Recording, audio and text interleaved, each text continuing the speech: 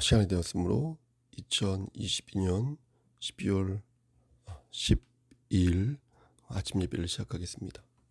오늘은 월요일입니다. 다같이 사도신경으로 우리의 신앙을 고백하겠습니다. 전능하사 천지를 만드신 하나님 아버지를 내가 믿사오며 그 외아들 우리 주 예수 그리스도를 믿사오니 이는 성령으로 잉태하사 동정녀 마리아에게 나시고 본디오 빌라도에게 고난을 받으사 십자가에 못 박혀 죽으시고 장사한 지 사흘 만에 죽은 자 가운데에서 다시 살아나시며 하늘에 오르사 전능하신 하나님 우편에 앉아 계시다가 저리로서 산 자와 죽은 자를 심판하러 오시니이다.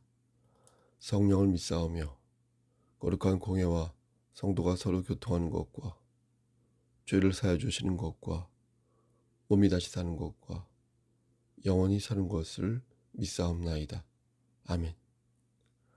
거룩하시고 자비로우신 하나님 아버지, 하나님의 크신 사랑을 진심으로 감사드립니다. 오늘도 우리에게 새로운 하루를 허락하셔서 예배로 하루를 열 수 있도록 도와주시는 애 감사합니다. 특히 감사할 것은 영벌이 아닌 영생을 주셔서 하나님의 자녀로 삼아주시고 성령 하나님께서 우리와 늘 동행하셔서 우리가 넘어지고 쓰러질 때마다 우리를 일으켜 주시고 우리에게 지혜를 주심을 감사합니다. 하나님, 우리가 하늘에 속한 자답게 오늘도 하나님 말씀 붙잡고 승리할 수 있도록 도와주시옵소서. 우리에게 맡겨진 사명을 기쁨으로 감당하고 주어진 책무를 감당하는 가운데 우리에게 준비된 예비된 복들을 다 받아 누릴 수 있도록 주여 우리와 늘 함께하여 주시옵소서. 심실히 연약한 우리의 지체들 위해 기도합니다. 하나님 함께 하시사 병든 몸을 치료하여 주시고 마음이 상한 그 부분을 하나님께서 어루만져 주시옵소서. 그리고 우리 교회 성도님들 중에 사업을 하는 우리 성도들이 있습니다. 사업에 어려움이 없도록 하시고 그들의 가정 위에 역사하시사 늘 그리스도의 평강이 가득할 수 있도록 붙잡아 주시옵소서. 우리의 어린 자녀들을 위해서도 기도합니다. 우리의 자녀들을 위해서도 기도합니다. 솔로몬의 지혜를 주시고 아브라함의 믿음을 허락하여 주시옵소서. 저들이 인격적으로 하나님 만날 수 있도록 하시고 그 과정에서 세상을 변화하고 사람들을 일깨우는 21세기의 기수가 될 수 있도록 도와주시옵소서. 모든 말씀 예수 그리스도인 받들어 감사하며 기도드렸사옵나이다. 아멘. 하나님 말씀 디모데전서 6장 17절에서 21절 말씀입니다.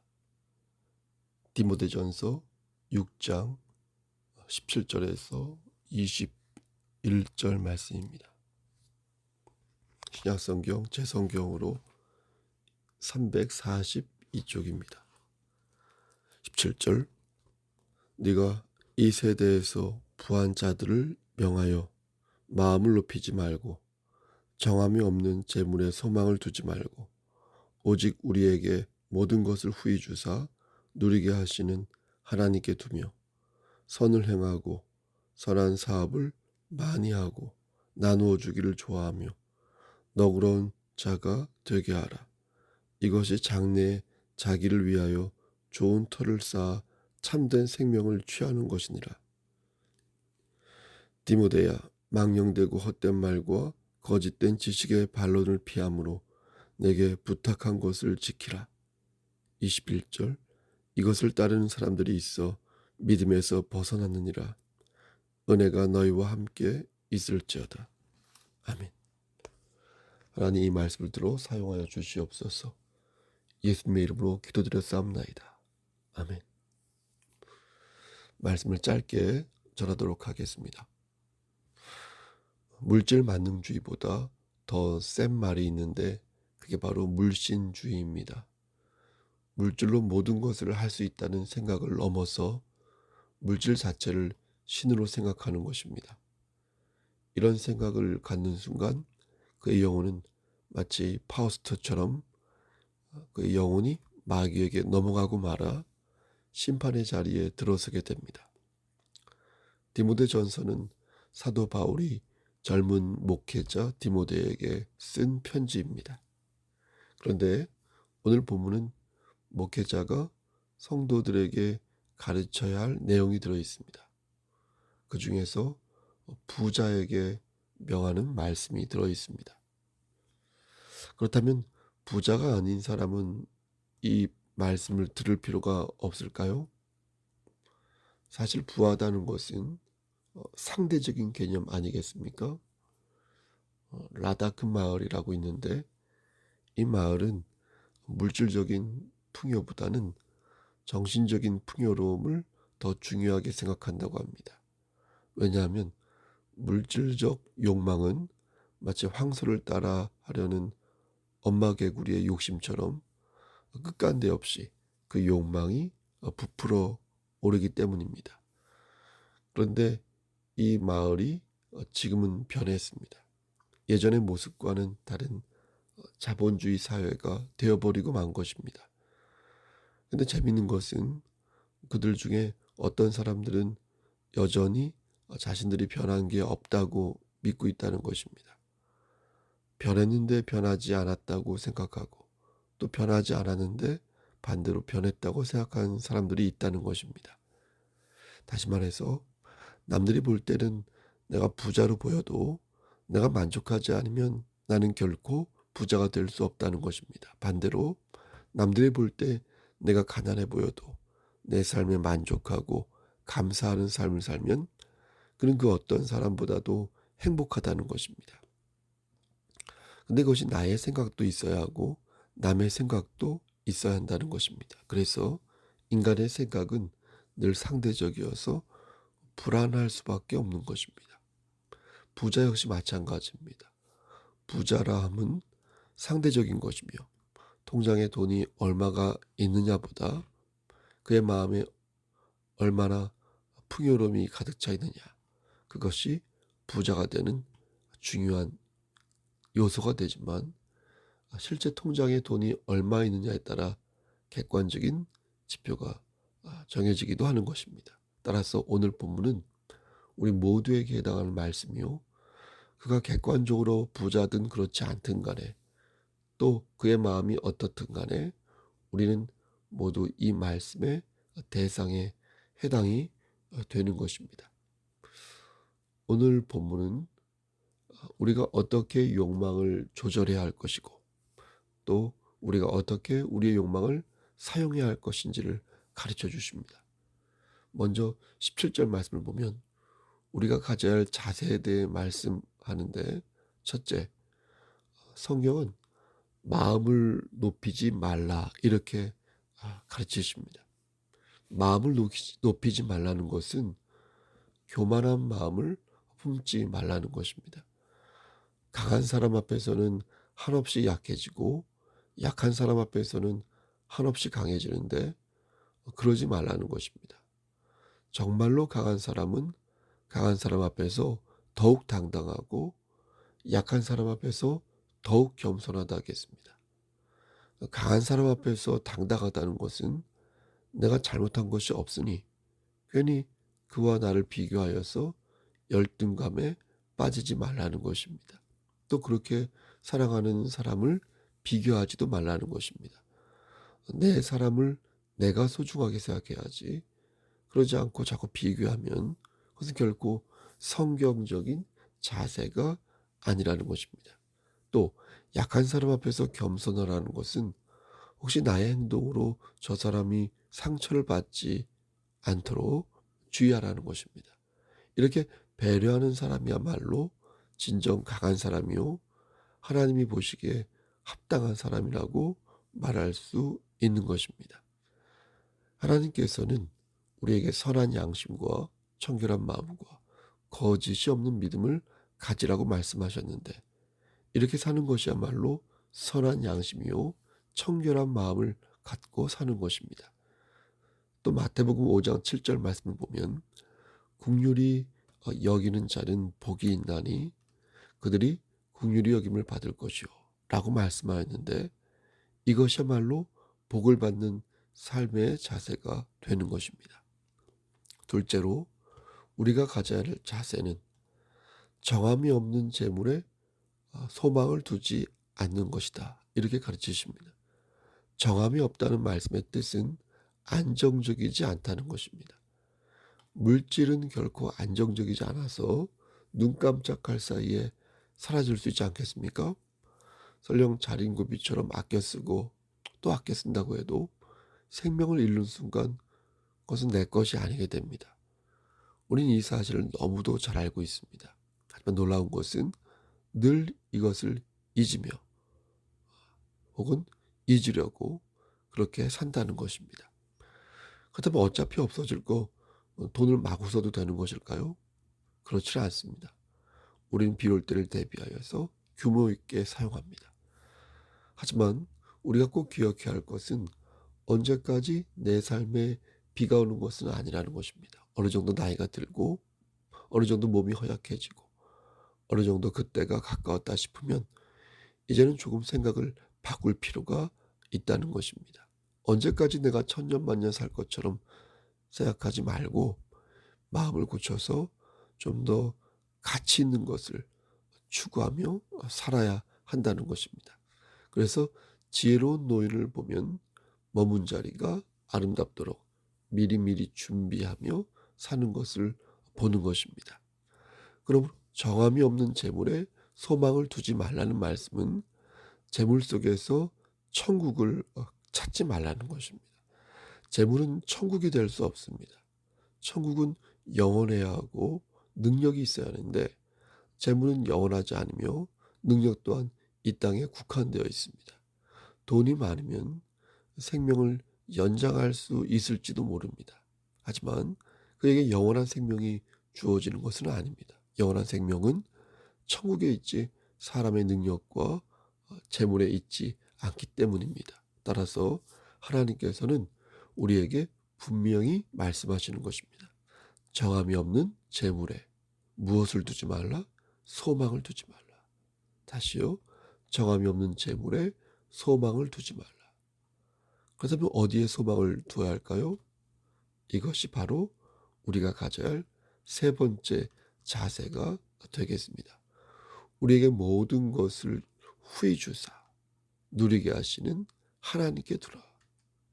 즉 우리는 우리의 소망을 하나님에게 두어야 한다는 것입니다. 왜 그렇습니까? 그 이유는 간단합니다. 왜 우리가 하나님께 소망을 두어야 하는가? 그 이유는 모든 것을 하나님께서 갖고 계시기 때문에 그렇게 하라는 것입니다. 하나님께서는 우리에게 영적인 안식만을 주시는 분이 아닙니다. 하나님께서는 우리에게 영육의 강건함을 주시는 분이십니다. 물질도 주시고 영혼의 안식도 주시는 분이 하나님이십니다. 그러므로 모든 것을 후하게 주시는 하나님께 소망을 두어야 할 것입니다. 그런데 여기에서 주목할 점은 하나님께서 이것을 그냥 주신다고 하지 않으셨다는 것입니다. 그러니까 주기는 주시는데 주시기는 하는데 후하게 주시고 또 거기에다가 그것을 누릴 수 있도록 축복을 하신다고 말씀하십니다. 가끔 보면 돈은 많은데 쓸 줄 모르는 분들을 봅니다. 마치 옷은 많은데 입을 줄 모르는 것과 같습니다. 앞에서 보기에 딱해 보일 정도로 쓸 줄을 모릅니다. 그런데 하나님께서는 그러지 말라고 하시는 겁니다. 너희가 누려라. 내가 너희에게 후하게 줄 터이니 너는 그것을 받고 누려라 라고 말씀하십니다. 여기서 한 가지 성경은 우리에게 한 가지 원리를 가르쳐 주심을 우리는 잊지 말아야 할 것입니다. 그것은 하나님의 축복과 별개로 우리는 심은 만큼 뿌린 만큼 거둔다는 것입니다. 이것은 하나님께서 인정하신 삶의 원리입니다. 노력한 자가 노력한 만큼 결실을 거두는 것입니다. 아무런 노력도 하지 않고 하늘에서 돈이 떨어지기만을 기다리는 것은 도둑놈 심보가 아닐까요? 그것은 결코 성경적인 그런 마인드가 아닙니다. 따라서 뿌린 대로 심은 대로 거두는 것은 하나님께서 주신 삶의 원리가 되는 것입니다. 우리가 이러한 기본 원리를 준수하되 하지만 인간의 생사복을 주관하시는 하나님께 그 외의 것을 구해야 할 것입니다. 그리고 받은 것을 감사히 여기면서 사라지지 않는 하늘의 상급과 영적인 것을 더욱 사모해야 할 것입니다. 네 번째, 우리가 가져야 할 자세는 18절에 선을 행하는 것입니다. 선을 행하는 것과 선한 사업을 많이 하고 나누어 주는 것은 다른 게 아니라 같은 것입니다. 그러니까 선을 행하는 것이 곧 선한 사업을 하는 것이요. 선한 사업을 하는 것이 곧 나누어 주는 것과 같습니다. 근데 여기서 주목할 것은 두 가지입니다. 하나는 그것을 좋아해야 한다는 것이고, 또 하나는 그것에 대해 너그러운 그런 사람이 되어야 한다는 것입니다. 그러니까 억지로 남을 도와주지 말고 남을 도와주고 선한 일을 하는 가운데 기쁨을 찾으라는 것입니다. 실컷 좋은 일을 하고 나서 성질을 부리지 말고 그 자체를 감사함으로 받으라. 누리라는 것입니다. 그러므로 실컷 좋은 일을 하고 나서 성질을 부리는 것은 하나님의 말씀에 위배되는 모습일 뿐더러 자기 자신에게도 전혀 득이 되지 않는 모습인 것입니다. 또한 너그러운 자가 되어야 한다는 말씀은 그것에 대해 말씀을 준비해 놓고 있으라는 뜻입니다. 다시 말씀드려서 내가 누군가를 도우려 할 때 혹은 교회가 그들을 도우려 할 때 너그러운 마음으로 자신의 마음을 이렇게 준비하고 있으라는 것입니다. 이렇게 준비해 놓고 있는 것이 바로 너그러운 마음을 갖는 것입니다. 그럼 왜 우리가 이러한 마음을 가져야 할까요? 첫째, 마음을 높이지 말고, 둘째, 재물에 소망을 두지 말고, 셋째, 우리의 소망을 하나님께 두고, 넷째, 선을 행하고. 우리가 이렇게 해야 하는 이유는 바로 그것이 보물을 쌓는 것이기 때문입니다. 나의 재물을 선한 곳에 함께 쓰고 나누는 이유는 우리가 그렇게 할 때 하늘의 상급이 쌓여 간다는 것입니다. 19절에서는 그것을 좋은 터를 쌓는 것이다 라고 말씀합니다. 그리고 하늘의 상급을 쌓는 것이 바로 참된 생명을 취하는 것이라고 말씀합니다. 사랑하는 송석교회 성도 여러분, 경천노예 목사님들, 그러므로 여러분의 물질을 선한 곳에 사용하시기를 소원합니다. 그리고 우리 송석교회가 하나님의 선한 도구로 사용될 수 있도록 더욱 힘을 모으시기를 소원합니다. 하나님께서 오늘도 우리와 함께 하시기를, 그래서 우리에게 맡겨진 사명을 반듯하게 감당할 수 있도록 힘을 주시기를 우리를 주에서 구속하여 주신 주 예수 그리스도인 받들어 간절히 축원합니다. 아멘. 하나님, 조부러운 입으로 하나님 말씀을 전하였습니다. 많이 부족하지만 하나님께서 늘 함께하여 주시고 채워주시옵소서. 이제는 우리를 죄에서 구속하여 주신 우리 구주 예수 그리스도의 은혜와 아버지 하나님의 만극하신 그 사랑하심과 성령 하나님의 교통하시고 인도하시는 모든 역사하심이 하나님 말씀 안에서 진실로 우리의 물질을 선한 곳에 사용하고, 그리고 우리가 서 있는 그 자리에서 하나님의 선한 도구가 되기를 소원하는, 그리하여 하늘의 상급을 기대하는 여기 모인 성도와 그들의 가정과 이 제단과 이 나라 위에 하나님의 사랑하심이 세세토록 함께 계실지어다. 아멘. 예배를 마쳤습니다. 말씀드린 것처럼 오늘은 월요일입니다. 새로운 한 주의 시작인데요. 여러분 건강 유의하시고 무슨 일이 있으면 연락 주시고요. 그리고 다음 돌아오는 18일은 공동의회가 있는 날입니다. 그리고 25일은 성탄절입니다. 여러분 그날 함께 다 같이 예배당에 나와서 예배를 드렸으면 좋겠습니다. 여러분 오늘 하루도 주 안에서 승리하십시오. 샬롬.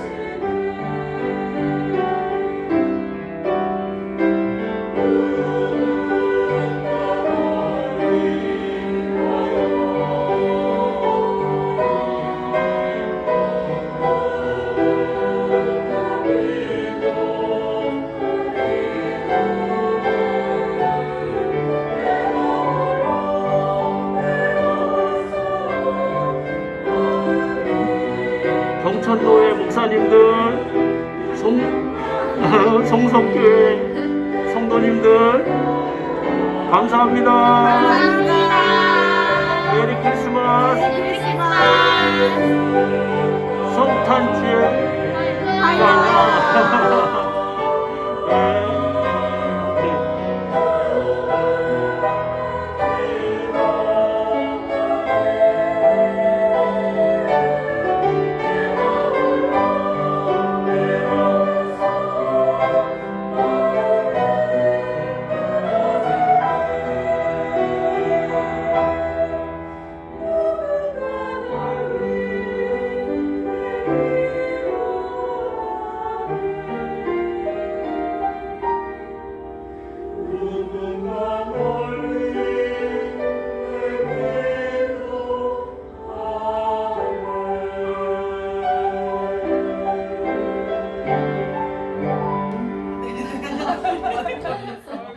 잠깐만요.